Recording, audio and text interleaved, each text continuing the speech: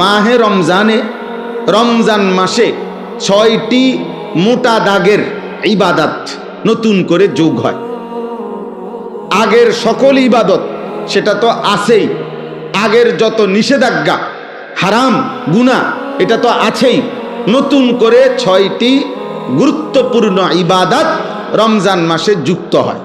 একজন মুমিনের উচিত, আল্লাহ তাআলা যেহেতু আগের সমস্ত ইবাদত এর সাথে রমজানে আরো 6টি ইবাদত যুক্ত করেছেন নতুন করে, অতএব একজন মুমিনের উচিত একথা বুঝা যে রমজান মানেই ইবাদতের জন্য, রমজান মানেই আখিরাতের জন্য, রমজান মানেই নিজেকে গুনাহ থেকে মুক্ত করাবার জন্য, রমজান মানেই ভিন্ন কিছু, রমজান মানেই আলাদা কিছু, রমজান মানেই অনেক কিছু। এক ইমানদারের জন্য, যার আখিরাত দরকার, যার জাহান্নাম থেকে মুক্তি দরকার, যার মূলত জান্নাত দরকার, আর যার এগুলো দরকার নাই, তার কাছে রমজান আর গাইরে রমজান ভিন্ন। রমজান এবং অন্য সময় বরাবর। তার হলো পেশাব পায়খানা, তো এটা তো সব মাসে বরাবর। তার হলো বাদ্যুকা খাওন, তো তার তো এটা বরাবর। তার তো হলো যৌন চাহিদা পূরণ করা, লজ্জাস্থানের চাহিদা, এটা তো সারা মাসে সারা বছর বরাবর। তার জীবন তো হইল খাইছে, ঘুমাইছে, পেশাব পায়খানা করছে, যৌন চাহিদা পূরণ করছে, যখন যেভাবে, হালাল হোক আর হারাম হোক, হালাল নিজের স্ত্রী দেখা হোক আর মোবাইলের নর্তকী দেখা হোক, যেমনে হোক নিজের চাহিদা পূরণ হইলেই হয়েছে। এই যে জীবন, এইটা যাদের জীবন জন্তু জানোয়ারের মতো, তাদের জন্য রমজান কিছুই না, আলাদা কিছুই না। কিন্তু খোদার কসম, যার জাহান্নাম থেকে মুক্তি দরকার, যে বোঝে আমার আল্লাহ আছে, যে বোঝে আমার আখিরাত আছে, যে বোঝে হাসরের ময়দান হবে, বিচার হবে, একদিন আমাকে আমার আমলনামা আল্লাহর সামনে নিতে হবে, আমার জীবনের সমস্ত ভালো মন্দের হিসাব আমাকে দিতে হবে, খোদার কসম ওই ব্যক্তির জন্য রমজান অনেক কিছু, অনেক কিছু। রমজান আলাদা কিছু, রমজান আলাদা কিছু। আমাদের অনেকের জীবনে রমজান আমরা বুঝি না।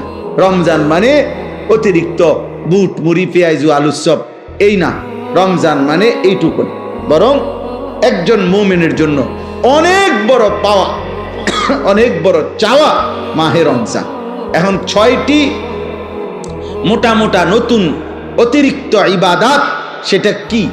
1 নাম্বার রোজা, 2 নাম্বার তারাবি, 3 নাম্বার ইফতার, 4 নাম্বার সাহারি, ওই যে শেষ রাত্রে যে খায় সাহারি, 5 নাম্বার এতেকাফ, 6 নাম্বার শবে কদর। কয়টা হলো? 6টা। এই 6টা বিষয় নতুন অ্যাড হয় রমজান মাসে। রোজা, তারাবি, ইফতার, সাহারি, এতেকাফ, শবে কদর। 6টা হয়েছে। রোজা বলেন, তারাবি, ইফতার, সাহারি, এতেকাফ, শবে কদর। এই কয়টা হলো? 6টা। 1 নাম্বার হলো রোজা। রমজানকে উপলক্ষ করে মহান আল্লাহ পাক রব্বুল আলামিন আমাদের জন্য 1 মাস রোজা ফরজ করেছেন। ফামান শাহিদা মিনকুমুশ শাহরা ফালিয়াসুমহু। আল্লাহ তাআলা বলেন, প্রত্যেক ইমানদার, তোমাদেরকে বলছি, প্রাপ্তবয়স্ক, আকেল, বিবেকবান, পাগল মস্তিষ্ক বিকৃতি নয়, এবং ইমানদার মুসলমান, বিবেকবান, প্রাপ্তবয়স্ক, তোমাদের প্রত্যেকের উপরে, পুরুষ বা নারী, যারাই রমজান মাস পাবে তাদের জন্য এই মাসের রোজা রাখা ফরজ। এই মাসের রোজা রাখা কি ফরজ। কেউ যদি প্রচন্ড অসুস্থ হয়, কেউ যদি লম্বা পথের মুসাফির হয়, কেউ যদি অতিশয় বৃদ্ধ হয়, ইত্যাদি বিভিন্ন পরিস্থিতিতে আলাদা আলাদা হুকুম, মাসিক ঋতুস্রাব হয়, বাচ্চা জন্মগ্রহণ করে, এরপরে পেটে বাচ্চা আছে, গর্ভবতী নারী, অথবা বাচ্চাকে দুধ পান করা, ইত্যাদি ইত্যাদি আলাদা আলাদা যেদি যা আছে সেটা ওলামায়ে কেরাম থেকে জেনে নেওয়া দায়িত্ব, যে আমার এই সমস্ত প্রতিকূল ভিন্ন কোনো পরিস্থিতিতে রোজার হুকুম কি, তো সেটা উনি জেনে নেবেন। ওগুলোর জন্য আলাদা আলাদা কোরআন এবং সুন্নাহর মধ্যে ওলামায়ে কেরামের নিকটে বিস্তারিত মাসআলা বর্ণনা আছে। তাহলে মূল বিষয় হলো প্রত্যেক প্রাপ্তবয়স্ক মুসলমান বিবেকবানের উপরে রমজান মাস এসে পৌঁছলে, মানে হায়াত পাইলে রোজা রাখা কি, কথা বলেন না, ফরজ। ফরজ এটা। আল্লাহ নবী সাল্লাল্লাহু আলাইহি ওয়াসাল্লাম বলেছেন, এই রোজা যে ব্যক্তি রমজান মাসে পুরা এক মাস আল্লাহ তাআলার এই রোজার বিধান, আল্লাহর প্রতি ঈমান রেখে আল্লাহর নিকট নেকি অর্জনের আশায় রোজা রাখবে, নবী সাল্লাল্লাহু আলাইহি সাল্লাম ওয়াদা দিয়েছেন আল্লাহ তাআলা তার পেছনের জিন্দেগীর সব গুনাহ মাফ করে দিবেন। মান সামা রমাদানা ঈমানান ওয়া ইহতিসাবা গুফিরা লাহু মা তাকদ্দামা মিন যামবি। যে ব্যক্তি ঈমান রেখে সওয়াবের আশা করে রমজান মাসে রোজা রাখলো, তার পিছনের গুনাহ মাফ হয়ে গেল, হয়ে গেল। আল্লাহ নবী সাল্লাল্লাহু আলাইহি ওয়াসাল্লাম বলেছেন, আল্লাহ তাআলা নবীজিকে শুনাইছেন যে বন্ধু, বান্দার সব আমল সে নিজের নেকি অর্জনের জন্য করে, কিন্তু রোজা শুধুই আমি আল্লাহর মহব্বতে রাখে। আমি নিজে ওয়াদা দিলাম প্রত্যেক রোজার বিনিময় আমি আল্লাহ নিজে তাকে দেব। তাহলে অনেক ফজিলত, অনেক ফজিলত। সবচেয়ে বড় লাভ হলো আল্লাহ তাআলা বলেন, এক মাসের রোজার বরকতে লাআল্লাকুম তাত্তাকুন, আমি আল্লাহ আমার প্রতিটা ঈমানদার বান্দাকে মুত্তাকি বানিয়ে দেব, গুনাহমুক্ত এক জীবন তার জীবনে আমি গড়ে দেব, বিনিময়ে সে জান্নাতি হয়েছে। তাহলে সংক্ষেপে বললাম, এক নাম্বার হলো রোজা। এজন্য দোস্ত নওজোয়ান ঠাট্টা করে, মস্কারি করে, খামখেয়ালি করে, বয়স্ক বাবা, মাঝ বয়সী ভাই রিক্সা চালায়, অটো চালায়, দোকানদারি করে, মাটি কাটে, অথবা গার্মেন্টস মিল ফ্যাক্টরিতে কাজ করে, অথবা বন্ধু বান্ধবদের আড্ডায় পড়ে, এমন অনেক আছে শুধু শুধু খামখেয়ালি করে। উনি আগের থেকে বুঝছে আমি পারতাম না, এই সমস্ত কথা বলে রোজা রমজান সে পালন করে না। সে এই গোপনে চুরি করে, চালাকি করে, কৌশল করে খাইয়া ফেলে। হ্যাঁ আমার ভাই, আপনি আপনার বিবির কাছে হয়তো বললেন আমি পারতাম না, তা আপনার বিবি কাছে আচ্ছা তা খাইয়ালান, আপনার গ্রামবাসী কিছু বলতে পারলো না, কেউ দেখলো না, কেউ শুনলো না, কিন্তু যিনি আপনার আমার হিসাব নিবেন সেই মহান আল্লাহ পাক রব্বুল আলামিন, তার থেকে আপনি জবাব দিবেন কিভাবে? আপনার ভিতরের যোগ্যতা, শারীরিক সক্ষমতা আল্লাহ জানে না? কথা বলে না কেন? আল্লাহ জানে না? তো আল্লাহ তাআলা কোরআনুল কারীমের মধ্যে বলছে, রমজানের রোজার বিধান দিতে গিয়ে ইউরিদুল্লাহু বিকুমুল ইউসরা ওয়ালা ইউরিদু বিকুমুল উসরা। আল্লাহ বলে, বান্দা বিশ্বাস করো, আমি তোমাদের উপরে মোটেই কঠিন করতে চাই নাই, বরং আমি আল্লাহ চেয়েছি তোমাদের জন্য সহজ করতে। কি করতে বলেন?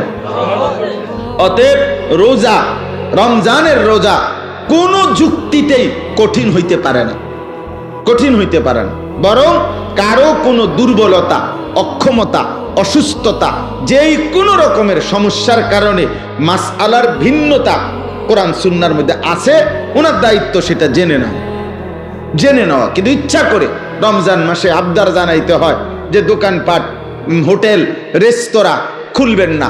হায় মুসলমান, এতটুকু নির্লজ্জ একজন মুসলমান কেমনে হয়? আপনার কাছে এটা আবদার জানাইতে হবে কেন? আপনি একজন মুসলমান না? এদ্দুর বিবেক, এদ্দুর আকল একজন মুসলমানের এতটুকু হবে না? এটা কথা হইলো? এটা কথা হইলো? এই জন্য আমাদের প্রত্যেকটা ছেলে, দোস্ত, তোমাদের কাছে অনুরোধ, প্রত্যেকেই নিয়ত করেন যে ইনশাআল্লাহ আমরা রমজানের পুরা এক মাস রোজা রাখবো ইনশাআল্লাহ। বলেন ইনশাআল্লাহ। ছেলেরা বলো ভাই ইনশাআল্লাহ। অনেক বড় কথা। সবচেয়ে বড় কথা হলো যুবকদের জন্য রোজার একটা বড় ফায়দা কি? রাসূলুল্লাহ সাল্লাল্লাহু আলাইহি সাল্লাম স্পষ্ট বলছেন, ফাইন্নাহু লাহু বিজাউন, কোন ব্যক্তির যৌন চাহিদা নিয়ন্ত্রণ করার ক্ষেত্রে, নারীর প্রতি আকর্ষণ, নারীর প্রতি চাহিদা, জিনা ব্যভিচারের আগ্রহ, অসৎ চরিত্রহীন লম্পট্য, নিজের নফসের চাহিদাকে, হারাম চাহিদাকে দমন করার জন্য, নিয়ন্ত্রণ করার জন্য রাসূলুল্লাহ সাল্লাল্লাহু আলাইহি ওয়াসাল্লাম বলেছেন রোজা একটি কার্যকর মাধ্যম। এই জন্য কোনো যুবক যদি সারা বছর নিয়ম মাফিক কিছু রোজা রাখতে থাকে, আল্লাহ চাহে তো তার চারিত্রিক সৌন্দর্য খুব দ্রুত ফুটে ওঠে। প্রতি সোমবার রোজা রাইখা দেখো, প্রতি বৃহস্পতিবার রোজা রাইখা দেখো, প্রত্যেক আরবি মাসে 3 দিন 13, 14, 15 রোজা রাইখা দেখো। এ কম বেশি তাহলে আল্লাহ রসুলের ওয়াদা যে রোজা একটি ঔষধ যার দ্বারা যৌবনের চাহিদা, যৌন চাহিদা নিয়ন্ত্রণ হবে। আর রাসূলুল্লাহ সাল্লাল্লাহু আলাইহি সাল্লামের কথা মিথ্যা হইতে পারে না, নবীজির কথা কি হইতে পারে না, মিথ্যা হইতে পারে না। এই জন্য যুবক ছেলেদের জন্য এটা ভীষণ জরুরি। তুমি চালাকি করে, ওরা পৃথিবীর কেউ বলতে পারে নাই, কেউ তোমারে সাহস করে নাই। তোমারে জিজ্ঞাসা করছে তোমার বাবা মা রোজা রাখতি না? রাখতাম না। আর কি কিল্লে রাখতাম না কইছি, আমের এত কথা দরকার কি? না, কারোই কোনো দরকার নাই, তোমারই দরকার তোমার আল্লাহর কাছে হিসাব দেওয়া। তোমার মতো মাতবর, এর চাইতে বড় মাতবর পৃথিবীর থেকে হারায় গেছে, হারায় গেছে। আজরাইল তোমার আমার চাইতেও বড় ক্ষমতাধরদেরকে এই দুনিয়া থেকে ধাক্কা দিয়া কবরস্থানে ফেলায় দিছে। অতএব মাতবরির কিছু নাই, অহংকারীর কিচ্ছু নাই, অহংকারের কিচ্ছু নাই। কালকে পত্রিকা আসছে, খবরে দেখলাম যে ওই ভোট কেন্দ্রে দাঁড়ায় আছে, ভোট কেন্দ্রে দাঁড়ানো অবস্থায় একজনের মৃত্যু হয়েছে। তাইলে এক চিরন্তন বাস্তবতা, এক চিরন্তন সত্য এটা। অতএব রোজা আমাদের কোনোভাবেই রমজানের রোজা একজনের রোজা না, বরং একজন আরেকজনকে রোজা রাখতে আমরা উৎসাহিত করব ইনশাআল্লাহ। সাল্লাল্লাহু আলাইহি ওয়াসাল্লাম বলেন, আসসিয়ামু জুন্নাতুন, রোজা হচ্ছে গুনাহ থেকে বাঁচার ঢাল স্বরূপ ঢাল। যুদ্ধের ময়দানে তরবারির সাথে যেরকম ঢাল থাকে, যা দ্বারা শত্রুর তরবারির আক্রমণ থেকে বাঁচানো হয়, নিজেকে রক্ষা করে, রোজা মানুষকে নবীজি বলছে যাবতীয় গুনাহ থেকে বাঁচার ক্ষেত্রে ঢাল স্বরূপ। আল্লাহ তাআলা তৌফিক দান করেন। আসেন দ্বিতীয় নাম্বার, তারাবি। দ্বিতীয় নাম্বার কি? তারাবি। 5 ওয়াক্ত নামাজ রমজান মাসেও ফরজ, আর এখনো কথা বলে না। 5 ওয়াক্ত নামাজ সারা বছরই মুমিনের জন্য কি ফরজ। একটা কথা, ছেলের আব্বা, তুমি খাও দাও ফুর্তি করো, যাই করো, কোনো অসুবিধা নাই, মনে রাখো, বাকি এতটুকু মনে রাখো, তোমার ভোটার আইডি কার্ড আর জন্ম নিবন্ধন সনদের হিসাবে না, বরং আল্লাহ রাসূল সাল্লাল্লাহু আলাইহি ওয়াসাল্লাম বলেছেন 5 ওয়াক্ত নামাজ যার জীবনে নাই, আল্লাহর নবী বলছে তার জীবনের মধ্যে ঈমানও নাই, ইসলামও নাই। নবীজি সাল্লাল্লাহু আলাইহি সাল্লাম বলছেন, ফারকু মা বাইনানা ওয়া বাইনাল কুফরি আস-সালাহ। কোন ব্যক্তি ইমানদার নাকি কাফের, এটা পার্থক্য করার চিহ্ন আল্লাহর নবী বলেন নামাজ। অতএব নামাজবিহীন কোন নাফরমান যদি একেবারে 1 কোটি বারো চিৎকার দিয়া মাইকিং করেও সে বলে মুসলমান, আল্লাহ রাসূল বলছেন না, সে মুসলমান না। নবীজি বলছেন না। তো ঠিক এবারে তোমার ভোটার আইডি কার্ড লইয়া তুমি কবরস্থানে যাইও, তোমার ভোটার আইডি কার্ড নিয়া তুমি হাসরের ময়দানে দাঁড়াই। দুনিয়ায় তো ভোগ করো, আহামরি তো আর কিচ্ছু না, কেউই তো আর অতিরিক্ত, কোন নাফরমান কোন পাপী তো আর বাঘের গোস্ত খায় না, আর সিংহের গোস্ত খায় না, এই ফার্মের মুরগায় খায়, কক মুরগায় খায়। তাহলে দুনিয়া কিছুই ভোগ করে না, কিচ্ছু না, কিচ্ছু না, শুধু শুধু নিজের জীবনটা নষ্ট করে। মোবাইলের নর্তকী তো কেউ ধরেও না, সইও না, এটা শুধু চাইয়া থাকে। তাহলে এটা তো নিজেই বোঝে এটা বেহুদা, এর জন্য আল্লাহর নাফরমানি করে, 1 ওয়াক্ত নামাজ পড়ে না। আহা, আশ্চর্য এটা। আমি এই জন্য সব সময় ভাবি যে নামাজ যে পড়ে না ছেলেরা, বাবা তোমরাও মনে রাখ, এর চাইতে আহাম্মক বেওকুফ আর কেউ হইতে পারে। বোকা তুমি, একদম বোকা, একদম বেওকুফ। অথচ 5 ওয়াক্ত নামাজ পড়ে শতভাগ দুনিয়া ভোগ করা যায়। খানা, খাদ্য, পেশাব, পায়খানা, স্ত্রী, সন্তান, সংসার, দালান, বিল্ডিং, বাড়ি, ঘর, সব কিছু দুনিয়া ভোগ করা যাচ্ছে নামাজ যারা পড়তেছে। তাহলে এখানে অসুবিধা কোথায়? এখানে অসুবিধাটা কি? কি লাভ নামাজ না পড়ে? কি ফায়দা?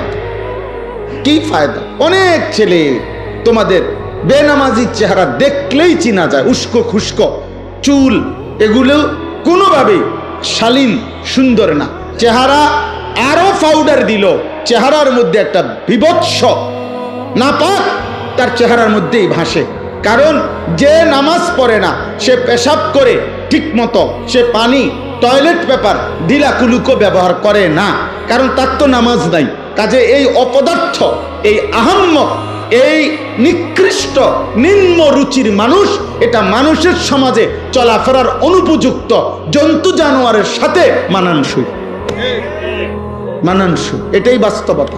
এজন্য মূলত অপবিত্র মানুষ যে তার জীবনে নামাজ নাই, যার জীবনে নামাজ নাই তার সাথে কোনো পবিত্রতাও না। সে পবিত্র থাকবে কেন? সে তো নামাজই পড়ে না, ওই পবিত্রতা দিয়ে করবো কি? ও তো পবিত্রতার কোনো মর্যাদাই বোঝে না, তার তো নামাজই নাই। এই জন্য দোস্ত, প্রথম কথা এটা, 5 ওয়াক্ত নামাজ, এটা ছাড়া মুসলমান হতেই পারে না। এটা একেবারে সহজ কথা। মান তারাকা সালাতাম মুতাআম্মিদান ফাকাদ কাফারা, নবীজি বলেন, ইচ্ছে করে যে নামাজ ছেড়ে দিল সে কাফের হলো। একেবারে বিশুদ্ধ হাদিস, ফাকাদ কাফারা, সে কাফের হলো। নবীজি বলছেন, তুমি জিজ্ঞাসা করে দেখো, আল্লাহ রাসূল সাল্লাল্লাহু আলাইহি সাল্লাম বলছেন, তো যিনি বলছেন সে কাফের হয়ে গেল, তো হ্যাঁ বড় কয় বড়ারে সুপারিশ করবো জিলাপি দিয়া? হ্যাঁ করো, আমনে খান বইয়া বইয়া জিলাপি, আমনে বিরিয়ানি খান কারাকারি কইরা, হ্যাঁ দেখ অনেক বড় ক্রেডিট বেটা, 60টা লইছে, 60টা ফুটলা লইছে, ছি ছি ছি ছি।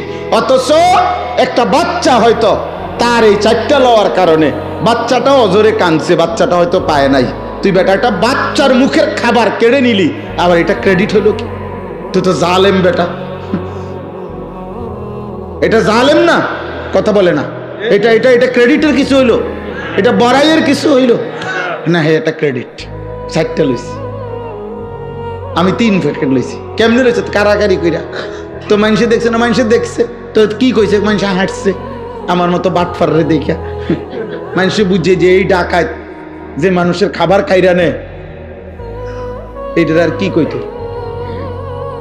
আস্তাগফিরুল্লাহ, আস্তাগফিরুল্লাহ। আব্বা, এটা কোনো ক্রেডিটের কিছু না, অভদ্রতা কোনোদিনও সৌন্দর্য নয়। এজন্য পৃথিবীতে এ কথা পরীক্ষিত কথা, যে নারী বেপর্দা, বেপর্দা নারী, বেপর্দা সৌন্দর্য নয়, বরং অসভ্যতা। যে নারী বেপর্দা হয়, যে নারী তার শরীর রূপ যৌবন দেখায়, এটা সৌন্দর্য হইতে পারে না, সৌন্দর্য হইতে পারে না, এটা অসভ্যতা, এটা নোংরামি, এটা বেহায়াপনা, নষ্টামি ছাড়া আর কিছু নাই। এটা নষ্টামি, এটা খবিস, এটা খবিস, খবিস। এজন্য চরিত্রহীন যুবকের কপালে শেষ পর্যন্ত খবিস নারী জুটে, খবিস নারী। এটা বলায়েত ভাই বলতে চাইছিলেন, এই এক লাইনে বলছিলেন।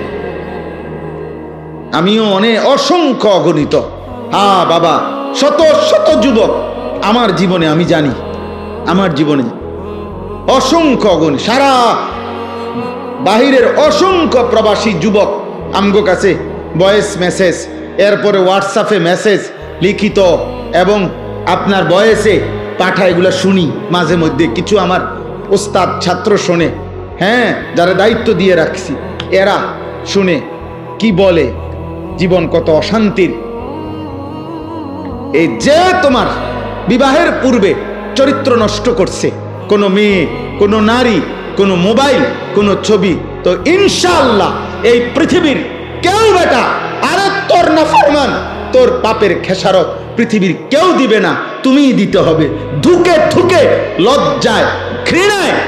আর এক নারী, বিবাহিত নারীর যখন অসভ্যতা দেখবা, ওই তোমারে কুড়ে কুড়ে তোমার জীবন জাহান্নামের টুকরা বানায় দিবে। সেদিন বুঝবা জীবন কত কষ্ট, কত কষ্ট। হ্যাঁ, কাল আজকেও এক ছেলে বেলায় ভাই মোবাইলে বারবার কল দিতেছে বিদেশ থেকে, হুজুর আমি 1 মিনিট কথা বলতে চাই আপনার সাথে। আমি বলছি না ভাই, তুমি তোমার কথা এটা ভয়েস পাঠাও। পরে এটা শুনলাম, এই কি বলে দেশের হোক আর বিদেশের হোক। দোস্ত, গুনাহ কাউকে ইজ্জত দেয়, গুনাহ কাউকে ইজ্জত দেয়, গুনাহ মানুষকে ঘৃণা তৈরি করে। তোমরা যেই ছেলেগুলো নামাজ পড়ো না, তোমরা আল্লাহর দোহাই দিয়ে বলো, একটা ছেলে বলো এই সমাজের কোন ইমানদার, কোন বিবেকবান, কোন রুচি সম্পন্ন ভদ্র মানুষ তোমাদেরকে এক পয়সা ইজ্জত দেয় না। বেটা, তোরে কোনোদিন কেউ আপন করে ডাকে না। হ্যাঁ, তুমি চলো একজন নামাজি ব্যক্তির দিকে। একজন যুবক, হ্যাঁ, স্কুলে পড়ে, এসএসসি, ইন্টারমিডিয়েট, ক্লাস 8-এ পড়ে, কিন্তু চেহারায় যার নামাজের চিহ্ন আছে, চেহারা সুরতে যার মধ্যে চরিত্রবানের নমুনা আছে, তারে পুরা স্কুল, পুরা মহল্লাবাসী তাকে আদর করে, তাকে ভালোবাসে। মানুষ তাকে চিনে, যে ছেলেটা দেখতেই ভালো মনে হয়, ছেলেটাকে দেখতেই নামাজি মনে হয়। এই জন্য নামাজ এটা মুমিনের স্বাভাবিক ডিউটি। একজন মুসলমান সে নামাজ ছাড়া থাকে কিভাবে? একজন মুসলমান সে নামাজ ছাড়া মুসলমান হয় কেমন? একজন মুসলমান সে নামাজ ছাড়া মুসলিম পরিচয় দেয় কেমনে?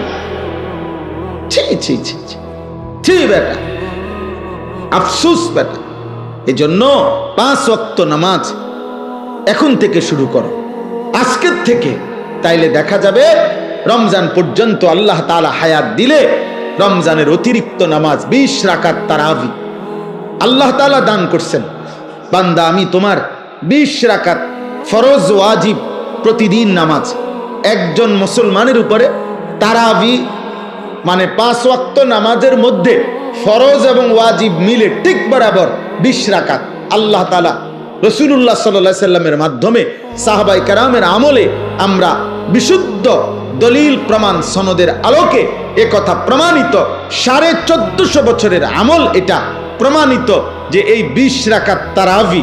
তাইলে 20 রাকাত ফরজ ওয়াজিব নামাজ আর 20 রাকাত তারাবি কেমনে আমি আগে বলি। 1 নাম্বার হলো ফজরের নামাজের ফরজ 2 রাকাত। কয় রাকাত? জোহরের ফরজ কয় রাকাত? 6 রাকাত। আসরের ফরজ কয় রাকাত? কয় রাকাত? 10। মাগরিবের ফরজ কয় রাকাত? 13 রাকাত। এশার ফরজ কয় রাকাত? কত হইল? 17। বিতিরের ওয়াজিব নামাজ কয় রাকাত? কত হইল? হইল নি 20? একবার বরাবর 20 রাকাত।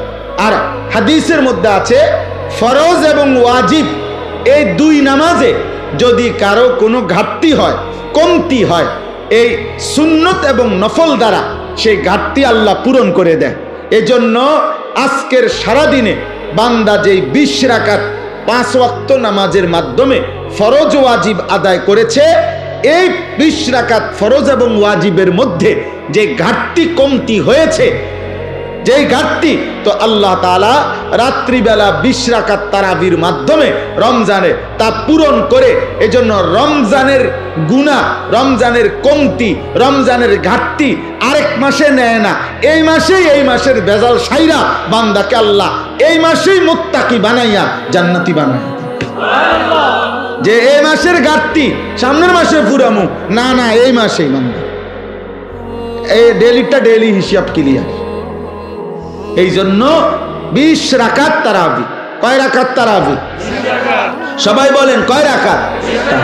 হ্যাঁ, 20 রাকাত তারাবি। 20 রাকাত 1450 বছর ধরে হযরত ওমর রাদিয়াল্লাহু তাআলা আনহুর জামানায় একেবারে মসজিদে নববীতে প্রকাশ্যে ওমরের উপস্থিতিতে সাহাবায়ে কেরাম 20 রাকাত তারাবি পড়তেন। হযরত উবাই ইবনে কাব সাইয়্যিদুল কুররা, সমস্ত সাহাবাদের মধ্যে যিনি আল্লাহর কোরআন সবচেয়ে সুন্দর পড়তেন, উবাই ইবনে কাব, উনি 20 রাকাত তারাবি হযরত ওমরের জামানা থেকে তিনি তারাবি পড়াইতেন মসজিদে নববীতে। সাহাবায়ে কেরাম 20 রাকাত তারাবি পড়তেন। 1450 বছর ধরে উম্মতের সংখ্যাগরিষ্ঠ উলামায়ে কেরাম 20 রাকাতই তারাবি সারা পৃথিবীতে পড়ে থাকেন। অতএব 20 রাকাতই তারাবি। এর চাইতে কম, এর চাইতে বেশি যিনি বলে, আপনার দায়িত্ব হলো উনার থেকে দলিল বুঝে নেওয়া, আমার দায়িত্ব না। আমি মসজিদে আজকেও বলছি, কেউ যদি বলে হুজুর অমুক হুজুরে আপনার কি ভুল বলছিনি, তা আমার প্রশ্ন হলো আপনি উনি ভুল বলছেন এটা আমারে জিগাবেন কেন, আমি ভুল বলছি কিনা এটা না আমার থেকে বুঝে নিবেন। কথা বোঝেন নাই? আপনারা ওনারে আপনার হুজুর মনে হইলো, তা আমি কি বাস স্টেশনে টিয়া উঠাই নাকি? তো আমি কি মূলা বেচ চাইছি নাকি? তো তাইলে আমি বুঝব না কেন? আমারে আপনার হুজুর মনে হইলো না কেন? এই জন্য এটা কোনো কথা না, বরং 1450 বছরের ওলামায়ে কেরাম, সংখ্যাগরিষ্ঠ ওলামাদের এটাই কথা যে তারাবি কয় রাকাত? 20 রাকাত। অতএব প্রিয় ভাই, ছেলেরা, বাবা, তোমাদের কাছেও বলি, আব্বা, প্রতিদিন সারাদিন রোজা রাখবা, 5 ওয়াক্ত নামাজ পড়ো এবং রাত্রিবেলা ইহতেমামের সাথে 20 রাকাত তারাবি আদায় করো। আল্লাহ তৌফিক দান করে। রাসূলুল্লাহ সাল্লাল্লাহু আলাইহি সাল্লাম বলেন, ওমান কামা রমাদানা ঈমানান ওয়া ইহতিসাবা গুফিরা লাহু মা তাকাদ্দামা মিন যামবি। রমজান মাসের রাতে যে ব্যক্তি তারাবি পড়লো আল্লাহর প্রতি ঈমান রেখে সওয়াবের আশায়, আল্লাহ এই তারাবির বরকতেও তার পিছনের সব গুনাহ মাফ করে দিলেন।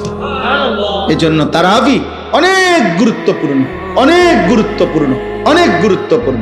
তারাবির নামাজের সাথে সাথে আল্লাহর কোরআন 1 খতম কমপক্ষে তারাবির নামাজে পড়া, শোনা, এটা গুরুত্বপূর্ণ একটি সুন্নাত।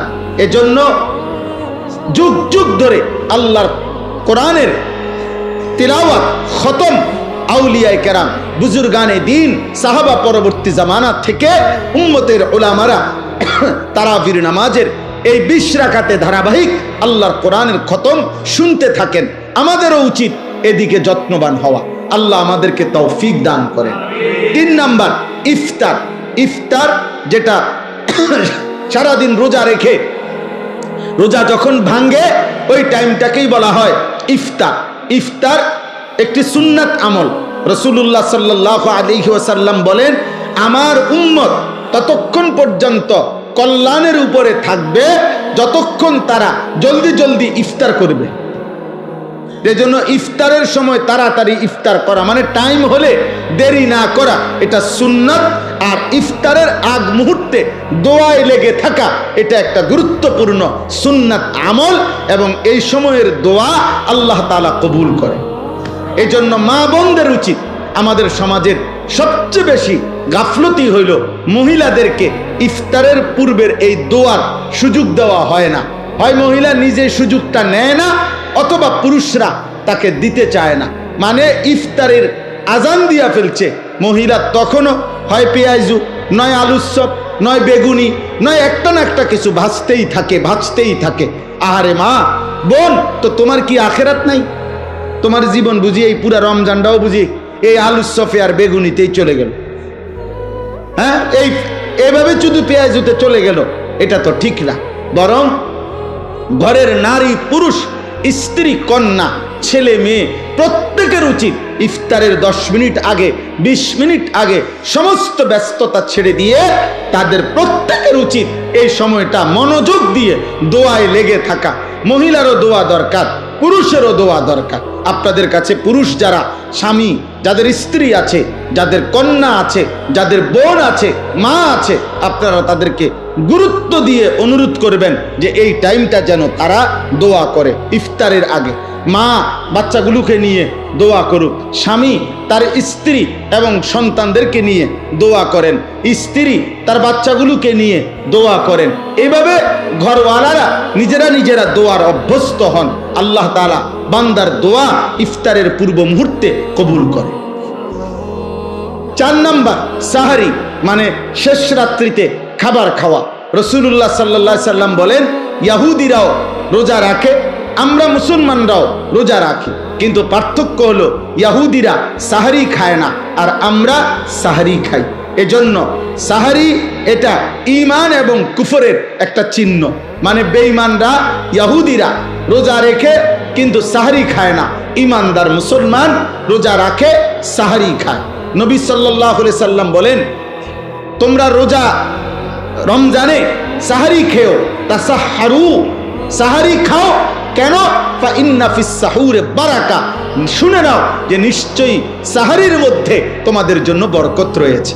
তাহলে সাহারি শুধু খাবার না, সাহারি একটা ইবাদত। সাহারি একটা কি বলেন না? ইবাদত। ইফতার শুধু খাবার না, ইফতার একটা কি? ইবাদত। তাহলে কয়টা হইল? 4টা।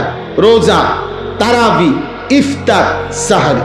আর 5 নাম্বার হলো এতেকাফ। রমজান মাসের শেষ দশকে, শেষ 10 দিন আল্লাহর ঘর মসজিদে এতেকাফ করা। আল্লাহর নবী সাল্লাল্লাহু আলাইহি ওয়াসাল্লাম মদিনার মধ্যে মোট 10 বছর ছিলেন। 10ম বছর ইন্তেকাল করছেন। এই জন্য পুরা বছর হিসাবে 9 বছর, আর 10 নাম্বার বছর ইন্তেকাল করেছেন। এই জন্য নবী সাল্লাল্লাহু আলাইহি সাল্লাম মদিনার 9 বছরে কোন বছর রমজানের শেষ দশকে মৃত্যু পর্যন্ত তিনি এতেকাফ ছাড়েন নাই। আল্লাহর নবী সাল্লাল্লাহু আলাইহি সাল্লাম প্রত্যেক বছর রমজানের শেষ 10 দিন এতেকাফ করতেন, এতেকাফ করতেন। এর মধ্যে নবীজি সাল্লাল্লাহু আলাইহি সাল্লাম প্রথম বছর পুরা 1 মাস, ওই শার্টওয়ালা ভাই তুমি মোবাইল টিপো না, ওই ছেলে ভাইয়া তুমি বাইরে চলে যাও, ভাই তো হাসো না, ব্যাককলের মতো হাসো কেন? তুই বাইরে যাও, আব্বা মোবাইল টিপতে তো মানা নাই, বাইরে যাও। আস্তাগফিরুল্লাহ, আস্তাগফির। আরে ভাইয়া বাইরে গিয়া মোবাইল টিপো, আমি তো তোমারে বাধা দিচ্ছি না। জি চলো ভাই। তা এরপরে কি বললাম? এতেকাফ, রমজান মাসের শেষ দশক এতেকাফ করা। রাসূলুল্লাহ সাল্লাল্লাহু আলাইহি সাল্লাম প্রথম বছর এতেকাফ করেছেন পুরা 1 মাস, পুরা রমজান। আর ইন্তেকাল করেছেন যেই বছর, ওই বছর এতেকাফ করেছেন 20 দিন। তাহলে কখনোই তিনি এতেকাফ ছাড়ে নাই। আর বরঞ্চ 1 বছর এতেকাফ করছে পুরা 1 মাস, আর শেষ বছর এতেকাফ করছে 20 দিন। তাহলে ছেড়ে দিছে কোন বছর? কোন বছর ছাড়েন নাই কখনো তিনি। এবং আল্লাহর নবী সাল্লাল্লাহু আলাইহি সাল্লামের স্ত্রী আম্মা জান আয়েশা রাদিয়াল্লাহু তাআলা আনহা বলেন যে আল্লাহর নবী মৃত্যু পর্যন্ত এতেকাফ করেছেন, এবং নবীজির পরে নবীজির সকল বিবিগণ উনারাও মৃত্যু পর্যন্ত, নবীর স্ত্রীগণ এতেকাফ করেছে। এতেকাফ নবীর বিবিগণও ছাড়েন নাই। তাহলে যেটা এত গুরুত্বপূর্ণ, আমাদের সমাজে এই ব্যাপারে প্রচন্ড পরিমাণ গাফলতি। নবীজি সাল্লাল্লাহু আলাইহি সাল্লামের ভালোবাসার দাবিদার অভাব নাই, কিন্তু আল্লাহর নবী কোনোদিন মৃত্যু পর্যন্ত এতেকাফ ছাড়ে নাই। আপনি আমি কোনোদিন করি নাই, তাহলে নবীর সামনে দাঁড়াইবেন কেমনে? তিনি যদি বলে যে উম্মত আমি কোনোদিন ছাড়লাম, কোনোদিন করলা না, তো তুমি আমার লগে মহব্বতের কেমনে মিলল?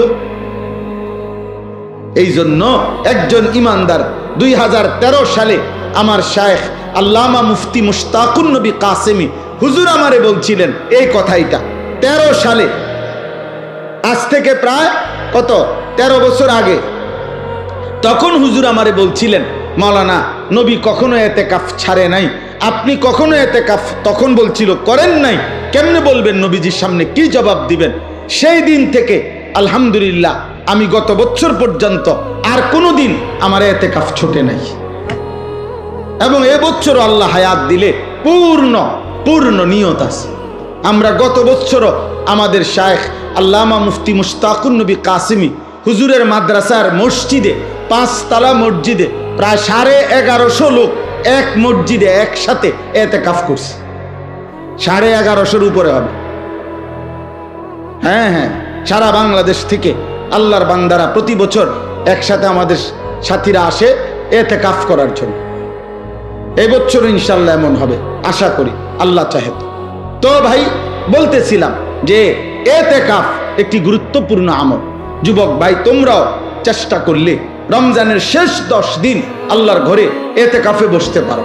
নিজ নিজ মহল্লার মসজিদে এতেকাফ করবা, নামাজ পড়বা, জিকির করবা, তিলাওয়াত করবা, মসজিদে 10টা দিন আল্লাহর ঘরে কাটাইবা।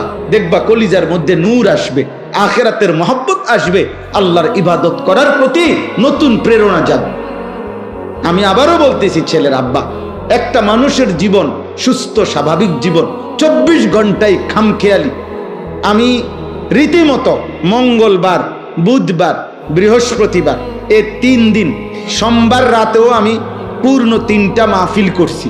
কিন্তু মঙ্গলবারের মাহফিল আর করতে দেয় নাই বিজিবিরা। তো এই 3 দিনের মাহফিল আমার ছিল না, বাসায় ছিলাম আমি এই গত 3 দিন। আমি রীতিমতো হাঁফাইয়া গেছি।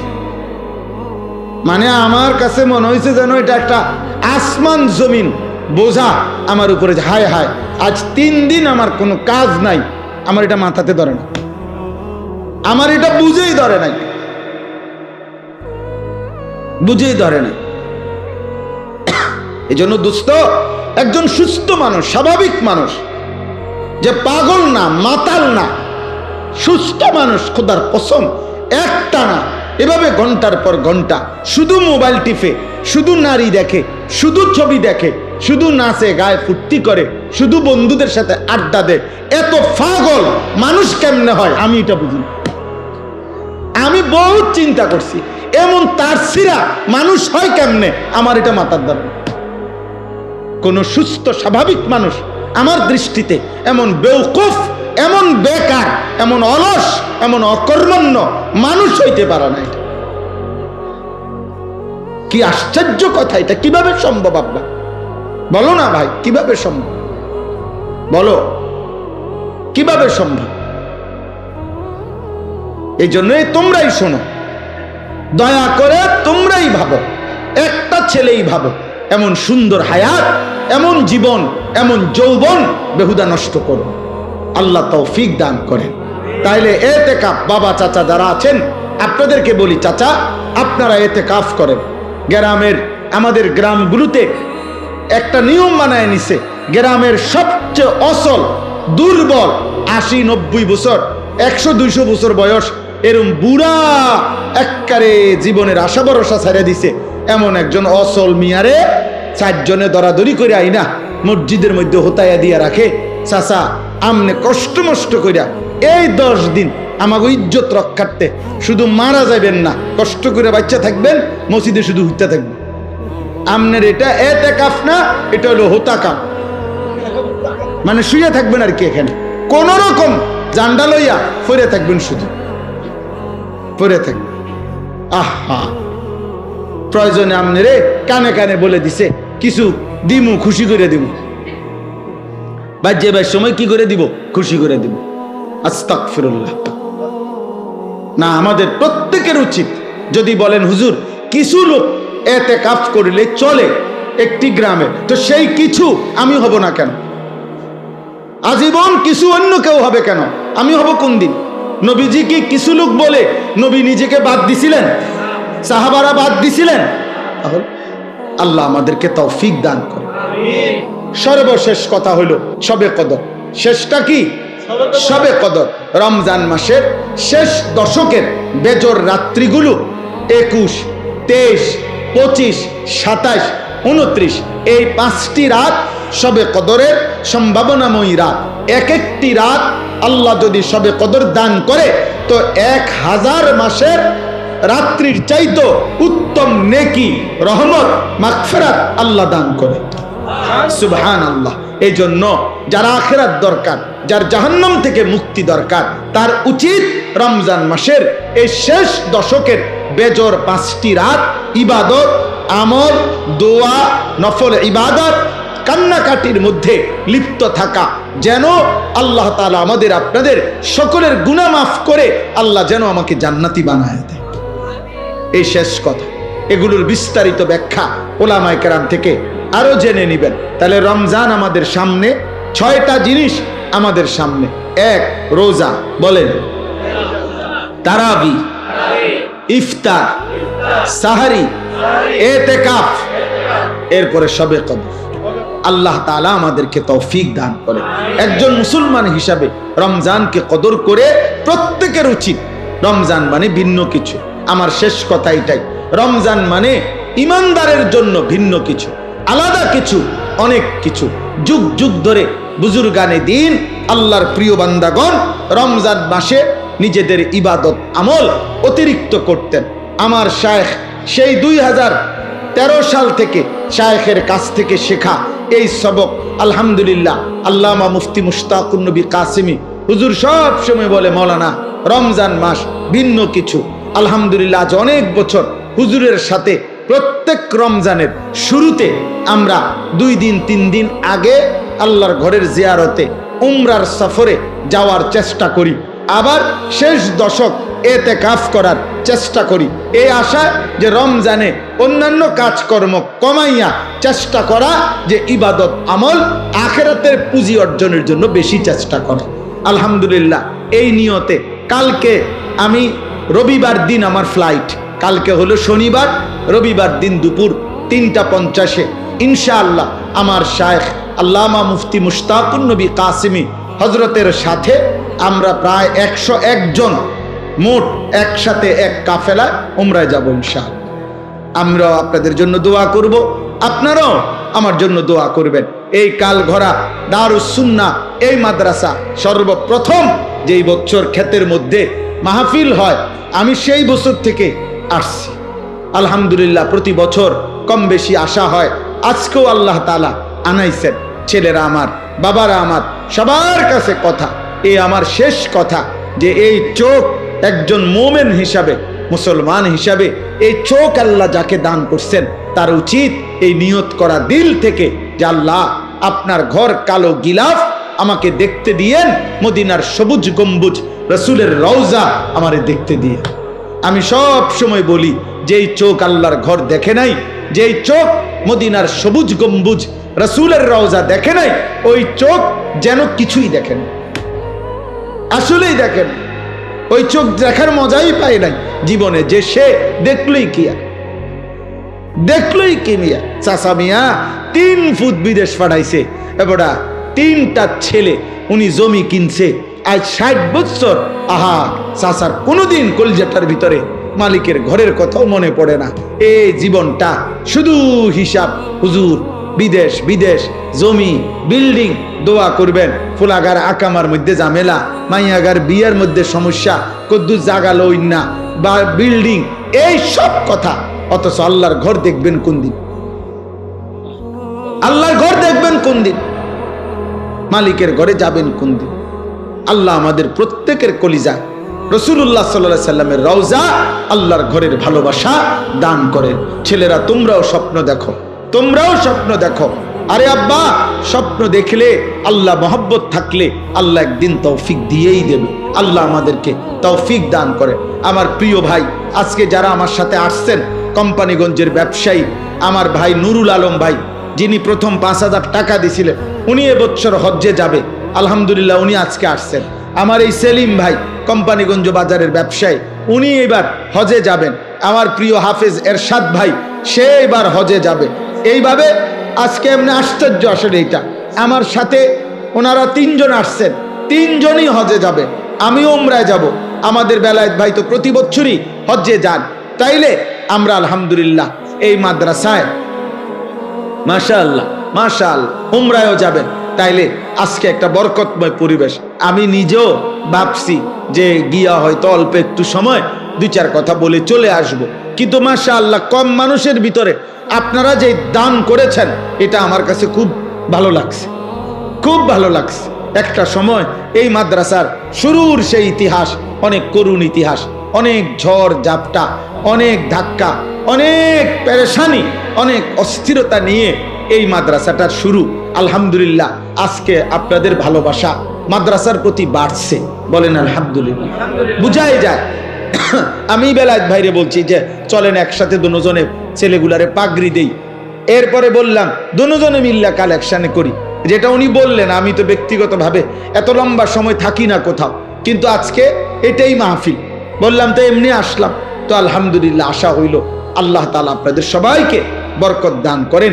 যে 10টা বাচ্চা হাফেজে কোরআন হিসাবে পাগড়ি দেওয়া হলো, আল্লাহ তাদেরকে জগৎ বাছা হাফেজ, আলেম, মুত্তাকি, আরেফ, রব্বানি বানায় দেন। মাদ্রাসার ওস্তাদ, মাদ্রাসার শিক্ষক, মাদ্রাসার এলাকাবাসী যারা যেভাবে সহযোগিতা করছেন, আল্লাহ তাদের সবাইকে কবুল করেন। নওজোয়ান ছেলে, কিশোর যুবক, তোমাদের কাছে অনুরোধ, জি তোমরা প্রত্যেকে, তোমাদের কাছে অনুরোধ, ছেলেরা তোমরা 1 নিজের জীবন নষ্ট করো না, 2 নিজেদেরকে এই শেষ জামানায় ওলামায়ে কেরাম মাদ্রাসার পরিবেশে সাথে মিলায় রাখো। একদিন নাইলে পথ হারাইয়া ফেলবা। একদিন সত্যি বললাম, আব্বা জীবন চলার পথে এমন জায়গায় গিয়া থামবা যেদিন আর অন্ধকার ছাড়া আর কিছুই দেখবা নারীও ধোকা, মোবাইলও ধোকা, বন্ধুরাও ধোকা। আমার সেই ছোটবেলার প্রাইমারি স্কুলের একটা ক্লাসমেটও আজ আমার সাথে কেউ নেই। আমার ছাত্র জীবনের কেউ আমার মাদ্রাসাতেও থাকে না, আমার সাথেও কেউ থাকে না। আমার সেই ছোটবেলার বন্ধুরা সব কে কোথায় আছে কে জানে, কে জানে। এই যে মহিউদ্দিন ভাই বয়ান করলেন এতক্ষণ, উনি আমার মেজো ভাইয়ের ক্লাসমেট, আমার বড়জন, আমার ইমিডিয়েটলি বড়জন যিনি ছিলেন আমার ভাই মাওলানা হাবিবুর রহমান আশরাফি, ওনার একবারে ক্লাসমেট। আমি ওনারে চিনি আমি, কিন্তু মনে নাই প্রথম এখানে এসে দেখার পরে তারপরে মনে হয়েছে উনি একসময় আপনার ধামতি মাদ্রাসার সেরা ছাত্রদের অন্যতম ছাত্র ছিল, মেধাবী ছাত্র ছিল, এবং এখানে নারায়ণপুর মাদ্রাসার মধ্যেও দীর্ঘদিন শিক্ষকতা করেছেন। এখন ঢাকা তামিরুল মিল্লাতে আছেন। তাইলে আজ দেখে মনে পড়ল জীবন চলার পথে কে কোথা। কিছুদিন আগে আমার এক জগন্নাথ বিশ্ববিদ্যালয় ঢাকা, ওইখান থেকে এক লেকচারার, ওইখানকার টিচার আমার নাম্বারে কল দিছে। কল দিয়ে বলতেছে যে হুজুরা ভাই, আমি আপনার কাছ থেকে একটা ইনফরমেশন চাই। ছোটবেলায় আপনি চতুর্থ শ্রেণী, ইয়াজ দাহুম বলতাম আমরা, আপনি ছোটবেলায় লক্ষ্মীপুর টুমচর মাদ্রাসায় পড়ছেন কিনা? আমি বললাম হ্যাঁ, আমি ছোটবেলায় চতুর্থ শ্রেণী টুমচর মাদ্রাসায় পড়ছি। তো বলতেছে যে ওই সময় যে আপনার একজন ক্লাসমেট ছিল আহসানুল্লাহ নাম, শরীয়তপুর বাড়ি, আপনার কি তার কথা মনে আছে? আমি বললাম হ্যাঁ মনে আছে, একটু শ্যামলা করে আমার সাথী ছিল, ও খুব মেধাবী ছাত্র ছিল। আমি আপনার সেই ক্লাসমেট, এখন জগন্নাথ ঋষি। তো আমি আপনার ওই মোবাইলে ওয়াজ দেখতে দেখতে আমার আইডিয়া হয়েছে যে তুমি আমার সেই ছোটবেলার দোস্ত, চতুর্থ শ্রেণীর সেই আনিস। তাইলে এই যে জীবন চলার পথে কে যে কোথায় হারায় গেছে, হয়তো কখনো দেখা হয়, কখনো দেখা হয় না। আব্বা আমিও একা, তুমিও একা। একদিন থাইমা যাইবা, একদিন থাইমা যাইবা আব্বা, একদিন মোবাইল থেমে যাবে, একদিন আড্ডাবাজি থেমে যাবে। আও ভাই মেহমানরা আসো, এখন কিছু মেহমান ঢুকবে, বুঝছেন না?